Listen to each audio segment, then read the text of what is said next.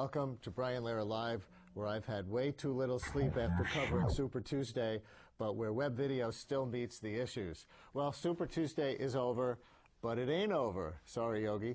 John McCain might be the unbeatable on the Republican side, but count the delegates on the Democratic side if you can, and it's just about a dead heat. Tonight we will see how the campaigns came to a crescendo on our computers. There was that powerful Obama music video this week called Yes We Can. We'll see it. Then Hillary's version of This Is Spinal Tap. Tonight we'll also meet some young campus campaigners to see how they are handling the lack of closure on one side and the rise of Maverick McCain on the other. And this will keep us from getting carried away. When I say Super Tuesday, what are you expecting? You know, cotton sheets on sale and stuff like that. Yeah, I can hear that. White sheets. Ignorance and apathy ain't dead yet. But this week's online video picks, Yes I Can, is still the mantra of the week. Have you seen this star-studded Barack Obama tribute by Will I Am from the Black Eyed Peas?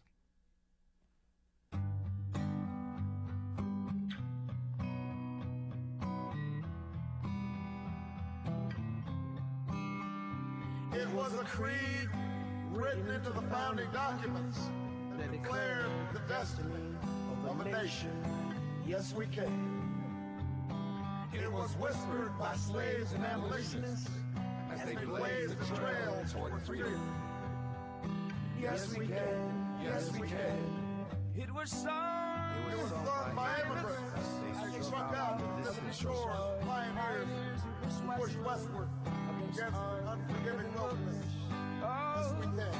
Yes, we can. It was the call of workers organized, women who reached for the ballots, a president who chose the moon as our new frontier, and a king who took us to the mountaintop and pointed the way to the promised land. Yes, we can to justice and equality. Yes, we can. Yes, we can. Yes, we can. Yes, we can. Yes, we can. Yes, we can. Yes, we can. Voter-generated Obama supporter video. That went viral on the eve of Super Tuesday and impossible to match artistically, but the Clinton campaign did produce a youthful, satirical rock and roll offering. For a period of like 2-3 weeks, we were maybe the hottest band around. Suddenly, there's this huge audience. Everybody's crammed against the wall. Hillary takes the stage. The crowd went nuts. Changed everything. Everything. The reaction was just phenomenal. Some people called it the comeback of the guitar solo. She gave us an edge. The blogs were going crazy. You have this crucial member that you know, musically, this is the reason we're going to be the biggest band in the world. It was like a really magical time for us as a group. It really was. But it couldn't last. I couldn't believe it. Immediately, I called Lance and I said, dude, Hillary just quit the band. I was like, why? And he goes, Hillary's running for president.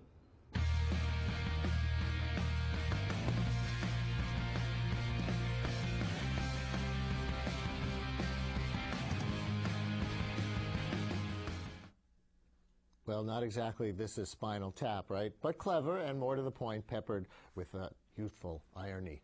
On the Republican side, it was radio versus video all week. Rush Limbaugh attacking John McCain as too liberal, Bob Dole telling Rush that McCain is conservative enough, and here's Mitt Romney on TV hoping, and from the final tally last night, failing to spin it all in his favor.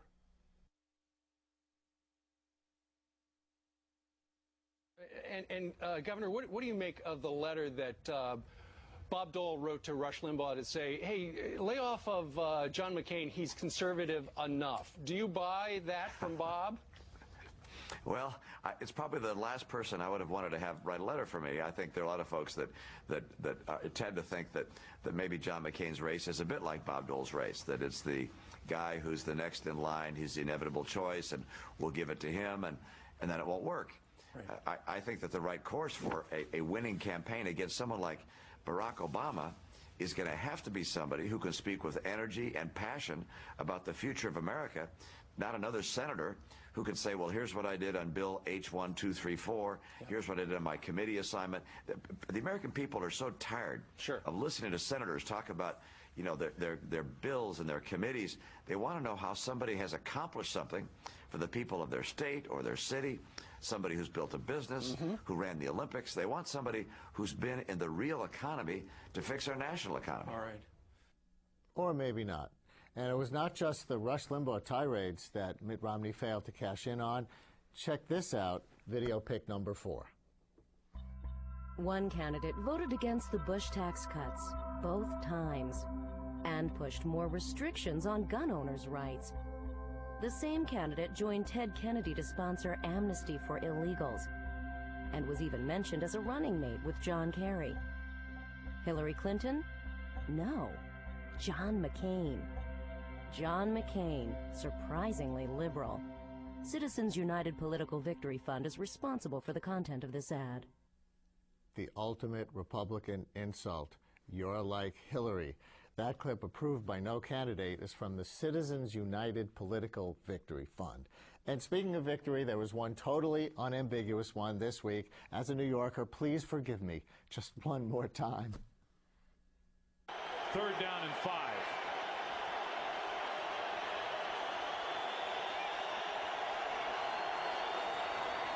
Pressure from Thomas off the edge. Eli Manning stays on his feet.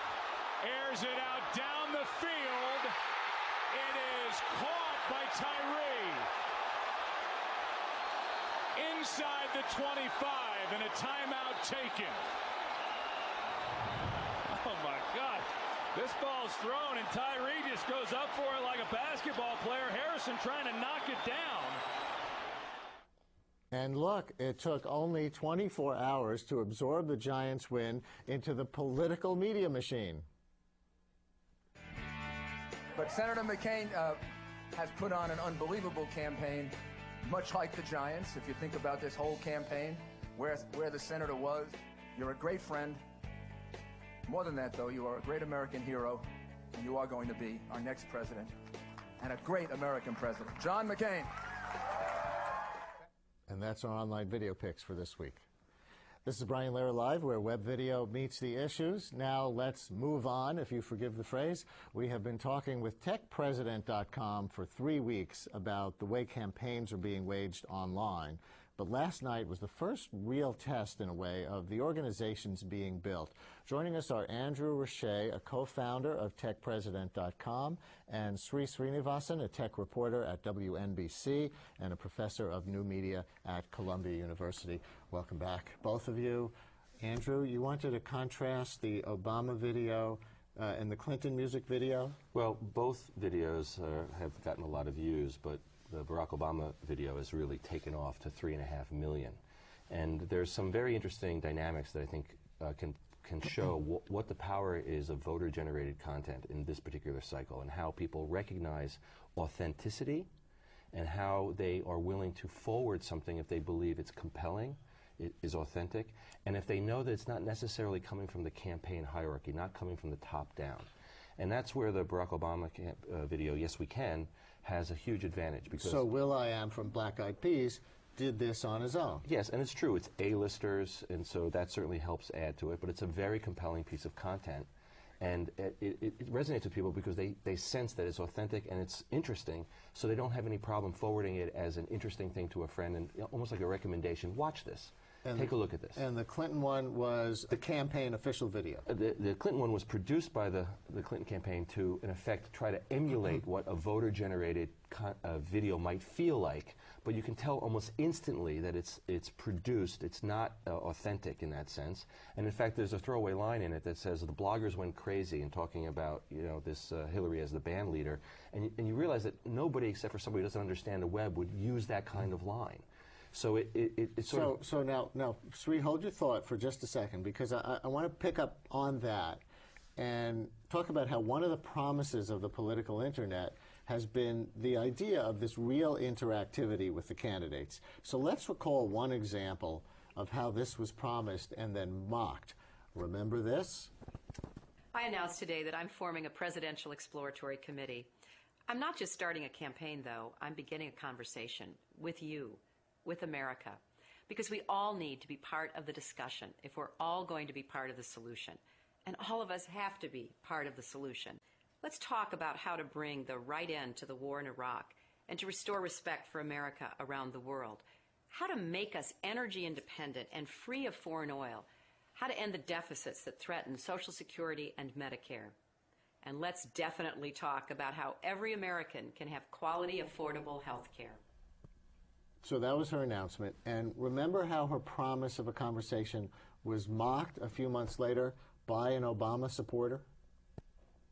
1 month ago, I began a conversation with all of you, and so far, we haven't stopped talking, and that's really good. I intend to keep telling you exactly where I stand on all of the issues. I'm looking at how to help you and other people who are hardworking like you, and I've really been impressed by how serious people are. Because we all need to be part of the discussion if we're all going to be part of the solution. So, Sri, at the end of the day, did Hillary fulfill her promise to turn the campaign into a two-way online conversation? I think it's fair to say that it is certainly much further along than I would have expected. If you go back to, it was about a year ago that first video ran. And, thanks to folks like Andrew, there's been much more of an awareness of this and the importance of this, the entire webification of the campaigns, if you will. And I think that we have a long way to go. But I look at this as kind of version 1. And I think you're just going to see that accelerate, and the changes are going to be very exciting, I think, going forward. Or if the Dean campaign 4 years ago was version 1.0, right. Maybe this was version 1.1. Right. And as campaigns continue and integrate with the Internet will continue. I mean, to be fair to Hillary, did anybody really turn their campaigns into a two-way online conversation? Well, actually, even Barack's campaign is still, to a large degree, top-down. In fact, you could almost argue that the Barack Obama campaign isn't quite as innovative as Howard Dean was in relation to how many new tools are available, because in 04 it was really mostly blogs that were really driving a lot of this community. But there's so many other new tools now, the YouTube platform, obviously, and the Facebook and MySpace and the social networks, and more broadband, and 90 million Americans using online, getting online to find out information about politics, has changed the atmosphere, changed the ecology here. So the campaign that recognizes that and actually thinks of itself as a media operation as opposed to a campaign has an advantage. What's the difference? That's an interesting distinction. Well, most campaigns think we're going to create a message and we're going to deliver it ourselves to the people that we think need to hear it. And if in a world where you're competing with so many other sources of media, including voter-generated content, whether it's the video like the one we just saw, or even the little ones of somebody at a rally who just takes a little video clip and sends it to a friend, you want to be able to take advantage of that. So you, as a campaign, start thinking about putting your stuff out there so that others can use it. But Sri, we saw two of probably the best examples of voter-generated content. The Will I Am, Yes We Can, and presuming that it really was not from the Obama campaign. Everybody says it wasn't. We'll presume that it wasn't, even though there was some, third degree of separation connection with that Apple spoof. But I'm surprised that we didn't see more. We are always searching for interesting voter-generated content, the grassroots democracy online. And a lot of it is very pedestrian, people just ranting. I expected to see more people using real creativity to make things like that this year. Did you? Well, so yeah, I think you could expect to see more as we go forward, because people are also learning that it's worth the time to do this if you do it right. Maybe you're expecting the production values to be a little better, but a lot of folks had no idea where this could go. And I think we've already seen, as of the end of this round of the primaries, that there are real possibilities here. And if you want to get someone to go to the effort of doing this, they want to see that there's a good return or a chance at a good return. And I think you're going to see that lots more voto journalism, as they call it on tech. Where you take pictures of you voting, of the inside of the polling booth. And, well, actually, and all voter journalism is stuff. actually people from the campaign taking pictures and then tagging them, Obama, Hillary, McCain, and putting them up on Flickr. And so we're just taking a feed of those because people are collecting these images themselves and putting them out on the internet. So we call that photojournalism. So there'd be a paper ballot backup and an SD card ballot backup. But Brian, I want to clarify something because I think it's really, really important. I think we're looking in the wrong place to look for these videos that are the ones that get, like the 3 million views, and then they go on mainstream television and get seen by more people. I think the real thing is the long tail, which is that people still make their decisions just like they do about restaurants and movies based on word of mouth. And political opinion is often the same way, around a dinner table, around a water cooler, over the back fence. But those kinds of conversations are still happening, but they're now empowered by all these tools on the internet. So it's not the million viewed video that's well produced or is Right. It's even the relatively minimally viewed one, but that gets passed around from real person to real person. I knew that this was powerful when my dad sent me a video clip of the Barack Obama speech from Iowa himself. My dad's 82 years old. And I said, okay, that's a piece of voter-generated content, because he's forwarding just something. That's a piece of voter-generated content. So let's put up a chart. This is from Tech President, and we've been following the video views, the YouTube video views for different candidates and some other things. Viewers, the yellow line is Barack Obama. The pink line near the top is Ron Paul-related videos. And after all these weeks of Ron Paul having the most video views, look, just before Super Tuesday, Andrew, Barack Obama finally caught him and surpassed him. Well, that's true. And because your dad. Because there's lots of dads like mine, and they're paying attention to the fact that there's something going on. But these are the views of the videos that are just on the channel that the campaigns put out. This doesn't include the videos like Yes We Can or all the thousands of smaller videos that I'm referring to. So official ones. So those are the ones that first get someone's attention. Then they go and maybe Google Barack Obama, and they get led to the channel, and then they see the official videos that come out from the campaign. So there's clearly something going on here. It's a hockey stick, in effect, with Barack Obama. And one more.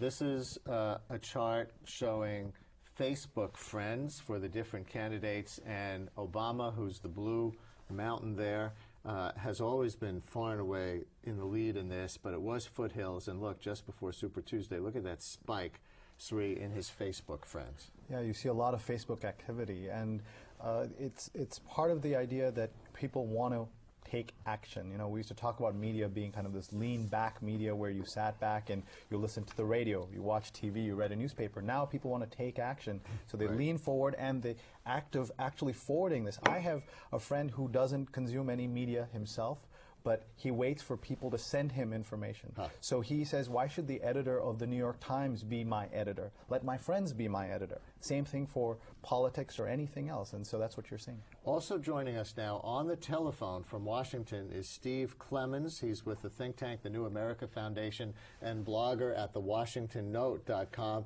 Steve, thanks a lot for joining us. Hello from New York. Let's see. Do I have to press this? I think I do. There we go. Now we got you, Steve. My apologies. Hi. Good to be with you. I'm surprised we didn't have Obama Girl up there. Well, we've shown Obama Girl, and we've shown all the big ones with a lot of impact on the show, over this whole season where we've been covering the campaign online. What do you think of that Facebook friend spike? Does it mean anything? Well, I think it does. I think Facebook is at the tip of the iceberg of what it's becoming as a very new part of the, I think what Andrew called the new ecology of media, of social organizing, of distributing ideas. It's become a tool for bloggers and what's being called microjournalism. I think that all of that combined is helping those who feel animated and want to take action, as I think Sri or Andrew said, to find this as a very quick mechanism to link up. But when you look at the numbers of Democrats and Republicans, or at least people that have affinity for these, what's really interesting is to see the more than 2-to-1 advantage Democrats have in the medium, but then to look at Obama's dominance over all of the other candidates, but then Ron Paul's dominance over the other Republican contenders. Is it a function of age? Because, that's who's popular among the young folks. It's Obama and Ron Paul. Well, Facebook at this point in its life is skewed still towards those that have been using this as a college Rolodex. I think it's growing out of that, and there are many, many more people. I don't have my college friends on here. I have other people in there. I've got like 1,000, pals out there. By the way, I heard on the radio today that Obama Girl did not vote yesterday. The primary came and went in her state, and she said she was sick. So Obama girl did not vote for Obama or anyone else, reportedly. But Steve, we think of Facebook still as a social networking site. You actually use it as a tool for democracy at the New America Foundation and in your other work, correct? That's right. I use it to basically help take ideas to people in a different way. To some degree, you know, Washington and the policy world is frankly a town where you're trying to seduce a lot of other people to think like you do, or at least to provoke thinking and to stimulate serious discussion. And Facebook provides a soft and less intrusive way of doing that. And I find that the connections that are coming out of this, the policy discussion is global now through Facebook, and it allows me to, you know, take some of the work we're doing and put it out there. You guys want to react to this, Sri, or give me a big smile? Well, one thing I want to say is that in the last couple of election cycles, we had heard that the youth are really going to get energized and going to really make a difference, and it didn't seem like the promise was lived up to. But this time we're starting to see, I think, because of the new tools in part, but also the energy around some of the candidates, that I think we're in a better situation as far as the youth actually following through, even though Obama girl didn't actually vote. Can I comment on Sri's comment there for a moment? I think what's happening with MySpace, YouTube, the social networking sites, many of which are making alliances with groups like Move On or Rock the Vote, and is that they're getting more and more reinforcement through many of these networks that they exist in. So I think we've all been disappointed in the past by the promise of youth involvement that didn't turn out, but we also didn't have the sort of constant stroking and you know, continual hits coming from these various networking sites that I think has really changed tangibly the results on the youth participation. Steve, before you go, I wonder what you think of the online fundraising. We know that Barack Obama just raised $32 million, what was it, in the last quarter, and or in a month, month of January? And 28, right? 28 million was online. And 28 million was online, which is unbelievable. In fact, we just heard this afternoon, I don't know if you guys have heard this yet, that Hillary Clinton acknowledges having to lend her own campaign $5 million of her own money to keep up with Barack Obama's, in effect, keep up with his internet fundraising. But does this decentralize democracy, in your opinion, really, or might these be some of the same deep pockets just giving online? No, I think it's huge. I think when you look at the character and the size of Obama's givers, they're small donations that are using the economy of scale that Howard Dean and Joe Trippi have, originally innovated and gave us an insight to. And the Obama people have fallen into this. And so you've got the combination of a really organic movement that's decentralized, giving in small amounts, and the potential there is enormous. And I think it's basically teaching every candidate, no matter how this election turns out, that if they're not deployed in this way, they're damaging. I have to say that I'm also surprised that Hillary Clinton's team has done as poorly, maybe poorly is the wrong word, but as less well than the Obama did. I wrote a piece when she came out with those video commentaries, those 4 conversations with the nation, because I tried to pose a question to her the first time. And I basically said, it's very, while they kind of faked the questions, in my view, that they were asking the public and posing to her with a woman, taking the supposed questions. The second night she did this was on the President's State of the Union address that year. And I said, what a unique way to basically embarrass the President, and how stiff and how, indulgent to some degree the State of the Union address is for those elites that are gathered together in the Congress, that you could actually set up a new model for a much more interactive discussion with the public and take it forward. And I applauded her on that. And the second night, she actually answered one of my questions from the blog. So I thought they were going to continue down that direction, but they didn't. Obama has basically found the way to create an outreach and a place for sort of organic, self-driven participation in this campaign. 1.1 from 1.0 and on to 2.0, we hope. Steve Clemons from the New America Foundation. You can see his blog at thewashingtonnote.com. Thanks a lot. Thanks, Brian. And Andrew, you wanted to follow up on that? I just wanted to just quickly add a quick point, which is that money is the byproduct of community online. It's not the product. And the candidates that recognize that they have to foster community and encourage their supporters to talk to each other is the candidate that's going to get the benefit of these small donations.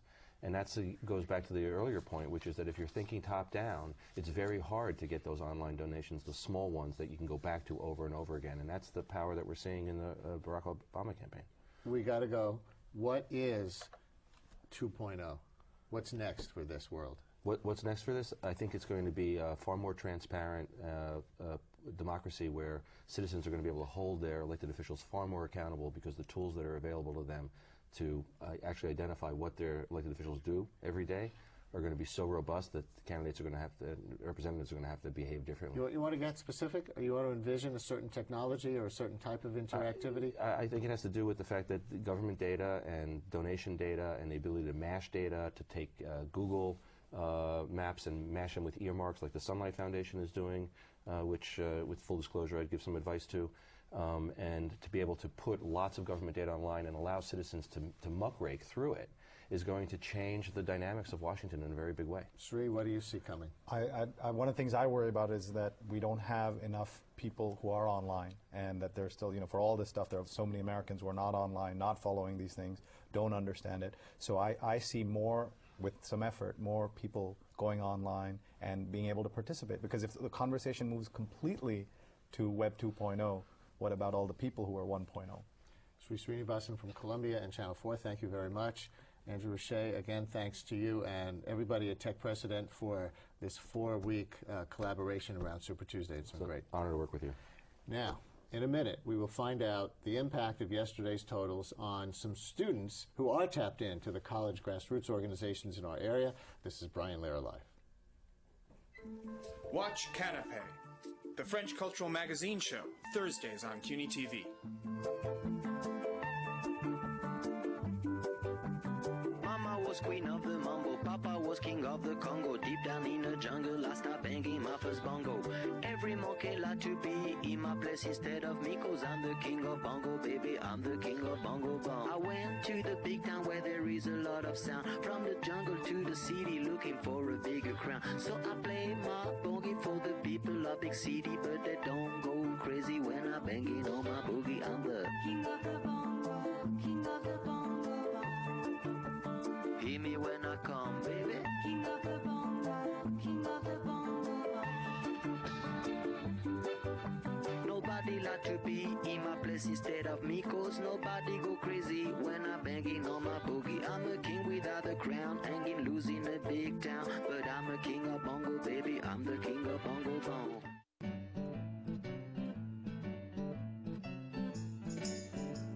This is CUNY TV, the City University of New York.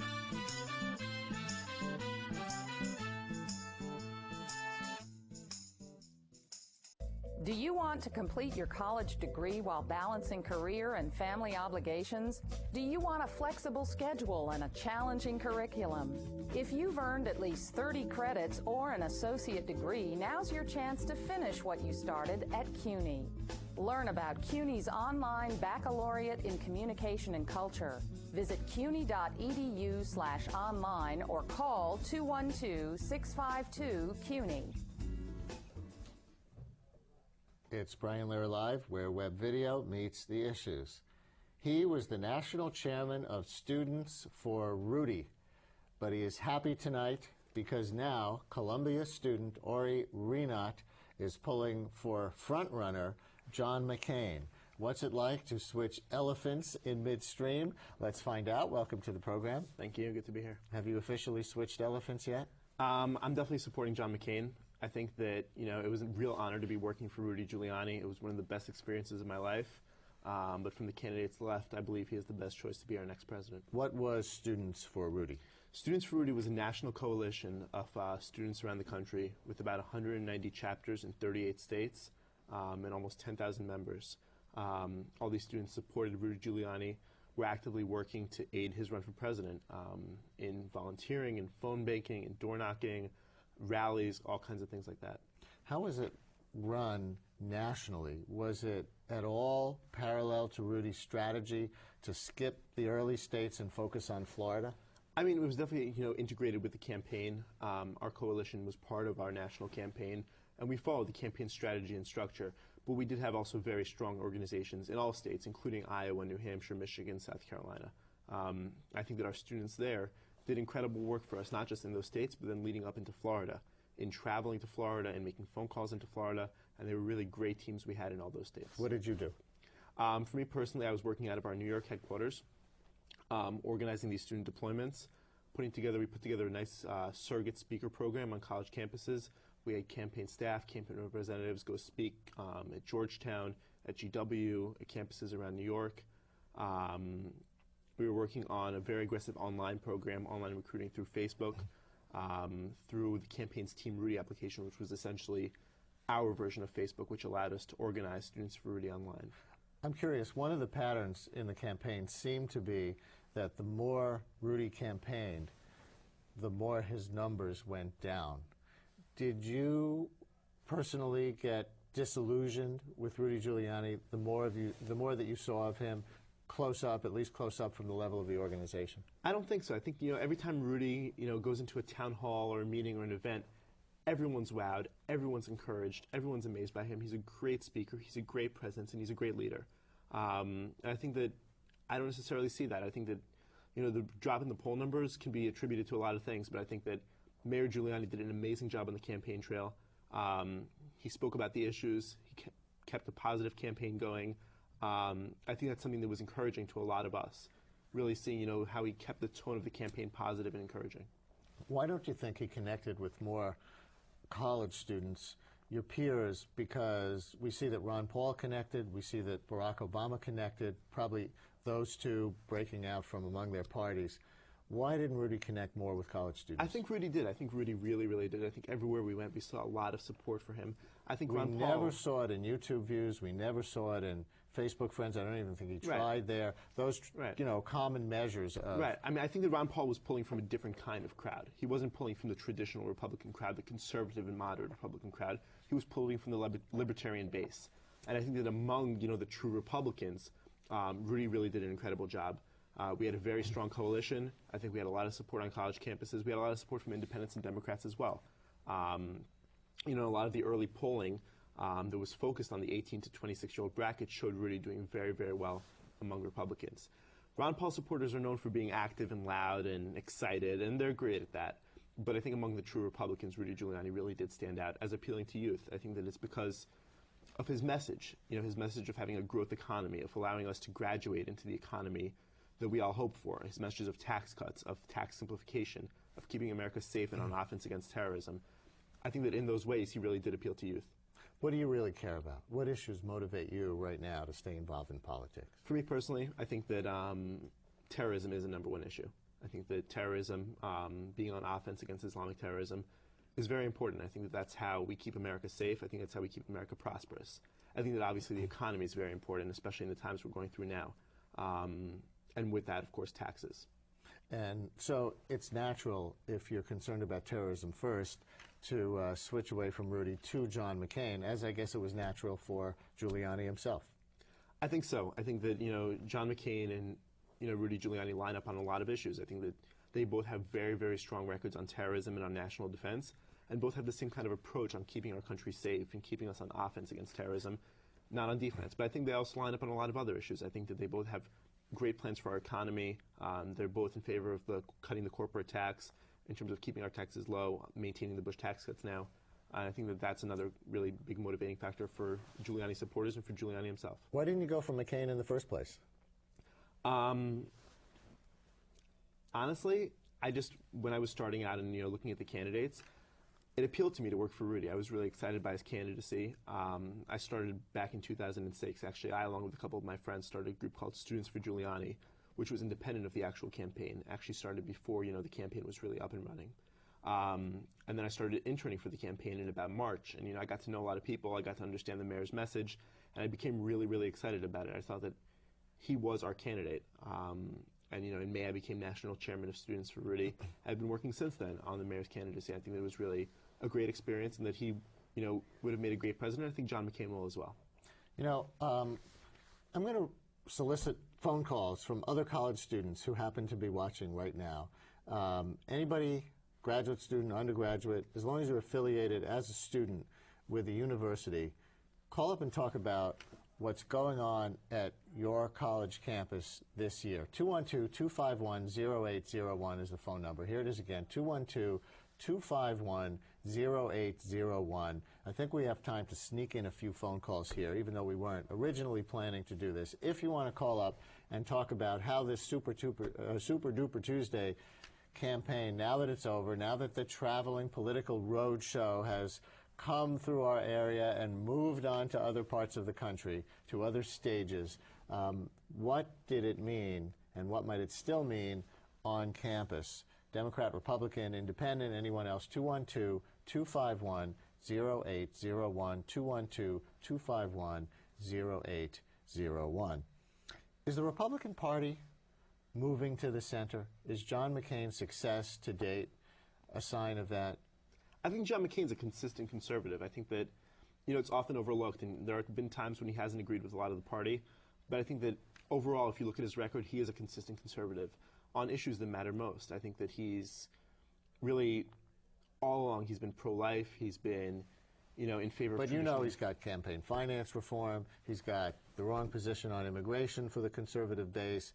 He did, he was more concerned about global warming earlier on when other people were calling it a hoax. He was voting the wrong way on the Bush tax cuts, even though now he says he would vote to keep them permanent. Right, and I think that, there were times where he's definitely had these splits, and, to understand them, that's something you have to speak to him about. But I think that when you look at his record now and you look at the things he's saying now, he really is consistently, basically keeping his positions where they can be trusted, where they're reliable, and where he is a consistent, reliable conservative. Let's take a phone call. This is Anthony in Bensonhurst. Anthony, you're on the air. Hi there.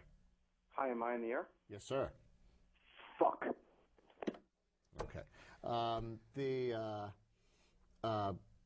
Rush Limbaugh and other talk show host wing of the party just hammering McCain day after day after day. What do you make of that? Look at who's hammering him. Every single one of these people that said this supporting Mitt Romney. And really who has the most to gain right now by these attacks is Mitt Romney. And, he does naturally appeal to that conservative wing of the party, as does Mike Huckabee and as does John McCain in his own right as well. I think that when it comes down to it, it looks like John McCain is going to be our nominee.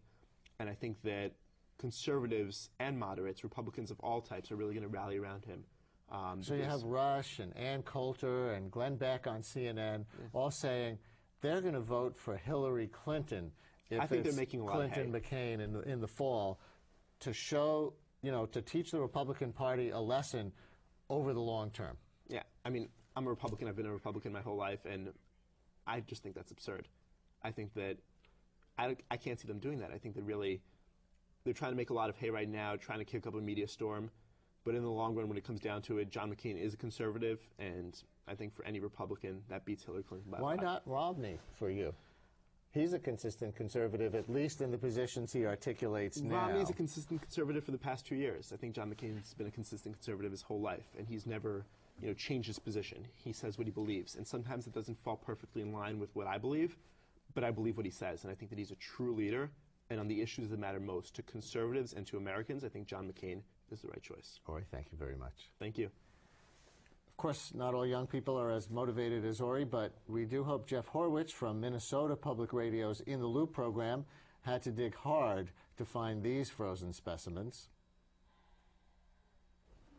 Hello, I'm Jeff Horwich, and if you believe the news, people are very excited about this election. You hear all kinds of people, especially young people, who are just super psyched for Super Tuesday, which is right around the corner now. So, In the Loop is out here in Minneapolis tonight. We're going to see if we can tap into some of that crazy excitement. Everybody gather around for a simple question. How excited is everybody about Super Tuesday? I don't even know what Super Tuesday is. Super Tuesday? I have no idea what it is. Super Tuesday? So super. I have no idea. Going once, going twice? So excited. I don't know what is Super Tuesday. Haven't heard about Super Tuesday? Never heard in my life. I've been in America for 10 years. I've never heard. I don't know what is. Super Tuesday, are you ready? It's coming. It's creeping up on you, sort of like me. Sure, I can't wait. Are you ready for Super Tuesday? Yes, I am. Yeah? Yeah. What are you ready for? To have fun. Have fun. What are you going to do when Super Tuesday rolls around? Go to parties and clubs. How super is it going to be? I don't know. God knows. It's going to be crazy. I'm freaking pumped, man. I can feel it coursing through my veins right now. It's ridiculous. What's it doing to you? It's making my toes tingle. Super Tuesday is the best day of the year. Just get your blood going. Oh, totally, man. It's just ridiculous right now. What have you been doing to get ready? Pump yourself up. A lot of dancing. No kidding? Yeah. In front of my mirror. Got to practice up. Can you give me a demo here? Well, it's hard without any music. Work it. When I say Super Tuesday, what are you expecting? You know, cotton sheets on sale and stuff like that. Yeah, I can do that. White sheets. Sounds like Taco Tuesday. It sounds like what? Taco Tuesday. They're Live, where web video meets the issues. One of the exciting stories this primary season has been the unprecedented voter turnouts in many states. And for the first time in many years, young Americans have actually been heading to the polls. And while a lot of the media focus has been on the way Barack Obama has been getting young folks involved, our next two guests both got involved backing two New York candidates. I'm joined now by Angelica Katz, the founder of the Queens College chapter of Students for Hillary Clinton, from the Clinton for President campaign, and Barack Obama organizer Mika Rothman. Welcome to both of you. Thanks very much for coming in. First of all, where do things stand right now? The last I heard late this afternoon, there was a disagreement between the two camps over who actually has more delegates right now. It's that close. There was. It was this, I don't feel there was any surprise in yesterday's primary. It was neck and neck. It was a very tight race, and Hillary, she came out amazing. She won the states, she won California, she won a lot of the states that had the most universities and most educated, and I really do support her in that way.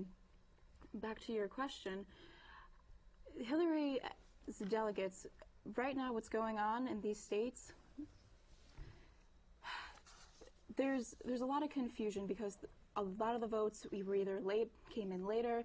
You had tornadoes down in the south. You had a lot of factors, that were causing these electors, to just cause confusion among all Americans. So right now we're in, a crazy, dramatic campaign season. And made it's very hard to crazier tell. and more dramatic. I would love to give you an answer. Same question. Yeah, actually I checked 3 hours ago, and according to MSNBC, Senator Obama has more delegates. It's all very preliminary just because the math is so complex. But I do know that we're feeling really good, especially because I know that after the Iowa caucuses, a lot of the political pundits, commentators were saying, well, Iowa is all well and great, but Senator Clinton is ahead in most of the national polls. I think that yesterday really showed when people hear Senator Obama's message, how much it resonates with them, and yesterday was definitely a great day for the Obama campaign. Also joining us now is Ben Adler. He is a staff writer for Politico, covering youth politics. That's Politico.com, the Politico website. Ben formerly had a blog on the Campus Progress site. Campus Progress attempts to get progressive students active at their schools and is sponsored by the Center for American Progress think tank. Ben, welcome to the program. I have to do that in order to get, Ben on the air. Hi, Ben, now we got you. How you doing? Very well, thank you. How are you? Good. So are young Americans really going to the polls more this election cycle? I know it happened a lot in Iowa, in the caucuses there, in the first voting this year. Then it seemed to tail off a bit in New Hampshire. What about Super Tuesday? Youth turnout was very high by historical standards on Super Tuesday. There were 3 million young people who voted, and in just about every state, there was, in every state, there was an increase over 2000 or 2004 levels. The relevant year that you want to compare it to depends on the party, but it's been consistently up in every primary, and the share of the electorate that is composed of voters under 30 has also been up. What's happening at Queens College? Is there apathy? Is there interest? Were you involved in politics last year and nobody else was, and all of a sudden everybody is? Or what would you say is going on? What I say is going on at Queens College, I feel is going on at many universities elsewhere. And not just Hillary Clinton's campaign and other campaigns. I've spoken to students who are leading other candidates, and we all seem to agree on the same answers. And in the youth, it's a struggle because you're working on your school. You have school. It's a totally different era than, let's say, the '60s when we had, you had a draft. You had reason to get involved. You had fear. Right now, I have to say, you listen to your iPod. You hear Obama's music video. You hear Hillary's music video, and this is where you're getting your involvement from. And Mika, is your involvement on one particular campus, or are you going school to school? I'm actually a student at NYU, so yeah, it's I just think that Senator Obama has definitely resonated with the youth in particular. I think that we've realized that given the past 8 years, us young people are inheriting this world that, healthcare is a problem, immigration is a problem, the war in Iraq is a problem, now the economy is a problem, and I think that we realize it's something that we need to take care of now. Is it a few active folks pushing a lot of apathetics, or is everybody interested? I would say that more people are interested now than maybe 4 years ago, even 4 years ago. Were you involved 4 years ago, 2 years ago? Yeah, 4 years ago I was fielding calls on Election Day between Senator Kerry and President Bush, and here I am again, so. Right, and why does this feel different to you this year, if it does? Yeah, no, it definitely does. We have a great field of candidates, and I think that now, I mean, this is my bias, but I personally feel that Senator Obama is this candidate that we've been waiting for. He's a leader that I feel comes around only once in a lifetime, and I think that I would hope that a lot of people are realizing that. So. Okay, I know you want to rebut that. Did you see my face? No, I'm joking. You can.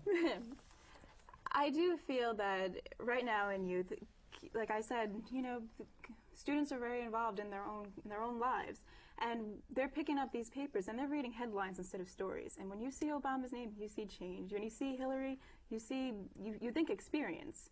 But Hillary's has the experience to create that change, and that's what you need to read the rest of the articles. And I feel a lot of students right now, they're not doing that. They're hearing their other involved friends, and they're here, for Obama.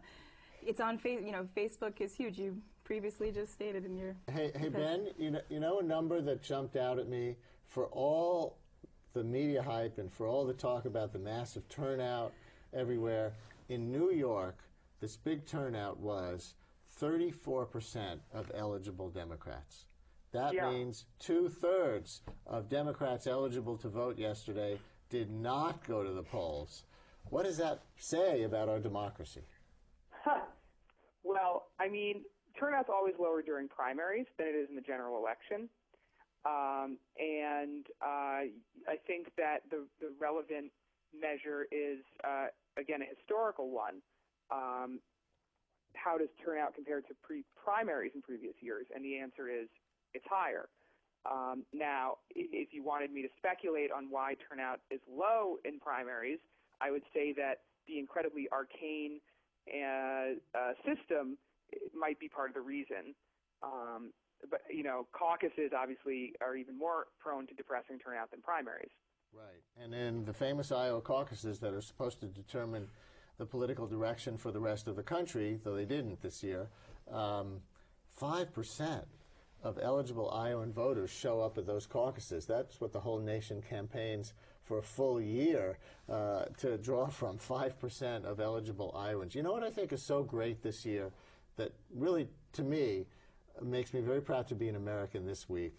The fact that so many different groups of Americans are needed for the outcomes. Obviously, African Americans, Latinos, and whites, older people, crucial for Hillary Clinton, younger people, crucial for Barack Obama. I mean, you can just go through all these different demographics, including several that are usually or frequently pretty disenfranchised, even if they do go to the polls, it really matters. And people have, at least, you know, for right now and to some degree, power. You agree? So you're asking me? Yes, sir. Oh, yes. Well, certainly this has been a very empowering campaign for a lot of different groups of people. You've seen an increase in turnout between 2000 and 2004, and especially among younger voters, also between 2002 and 2006. So this is just generally an era of greater engagement, and you're seeing that continue in this election cycle on both sides, more so on the Democratic side, particularly when you talk about younger voters. And certainly on the Democratic side, you've seen tremendous excitement about both candidates, and obviously a lot of women and African Americans and young people who see Obama as perhaps representing them in a way that they haven't felt represented by politicians before. Angelica Katz, what makes you personally motivated to be involved in politics right now for Hillary Clinton? Is it gender? Is it self-interest? What is keeping you involved? What keeps me involved, Brian, in Hillary Clinton's campaign is belief. I believe in Hillary Clinton. I know Hillary Clinton can make that change. Obama. But on behalf of who? On behalf of what? On behalf of... What's important to you here that makes you look to Hillary Clinton for it? For it? What makes me look to Hillary Clinton is she comes... What's the it? That's my question. What do you... Yes. I'm getting there. What really makes me believe in Hillary Clinton is I know that she can be capable because she has demonstrated that through her responsibilities in the Senate. If she becomes president, her husband, I'm not saying, I know Hillary Clinton is her own person. Her husband, however, she can negotiate, she has somebody who has been there. You have a friend, you have a problem, you want to talk to them. Same question to you. Yeah, I think that Senator Obama understands the American character. But my question is really about you. Me. Okay. What is getting you definitely engaged? I first heard him, was exposed to him. I was doing an internship in the Senate, and I saw him on the Foreign Relations Committee. And being a freshman senator. But what is it that you want him to do? What do I want him to do? All right. I really look to him to totally change the way that politics operates.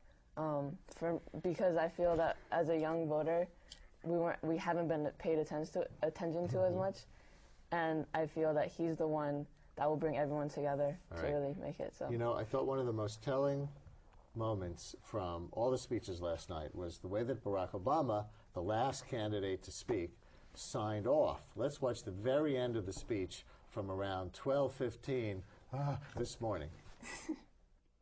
Our time has come. Our movement is real, and change is coming to America.